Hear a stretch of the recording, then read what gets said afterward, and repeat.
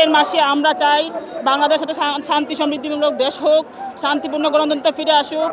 এই গণতন্ত্রের মধ্যে দিয়ে দেশ একটি সমাজ, সুন্দর সমাজ প্রতিষ্ঠিত হোক, দেশে শান্তি শৃঙ্খলা বজায় রাখুক, আইনের শাসন প্রতিষ্ঠিত হোক।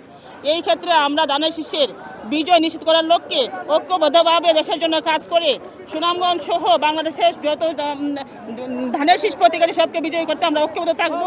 ইনশাআল্লাহ দেশ শান্তি ফিরে আসবে। ধানের বিজয় নিশ্চিত করুন।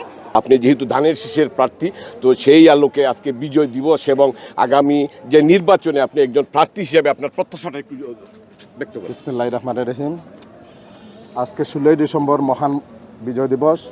1971 সালের এই দিনে আমরা লাখো শহীদের রক্তের বিনিময়ে এবং অজস্র মা বোনের ত্যাগের বিনিময়ে আজকের এই দিন আমরা বুক করছি। এই মূলত গণতন্ত্র, আমাদের শহীদ রাষ্ট্রপতি জিয়াউর রহমান বহুদলীয় গণতন্ত্রের প্রবক্তা, যার ধারাবাহিকতায় দীর্ঘদিন যাবৎ আমরা এই গণতন্ত্র থেকে বিচ্ছিন্ন ছিলাম।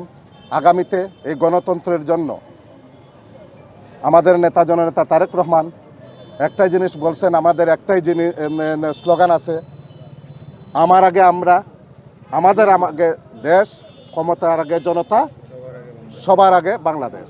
এই স্লোগান নিয়ে আমরা আগামী জাতীয় সংসদ নির্বাচনে গণতন্ত্রের পক্ষে লড়াই করে আমরা নির্বাচনে অংশগ্রহণ নেব।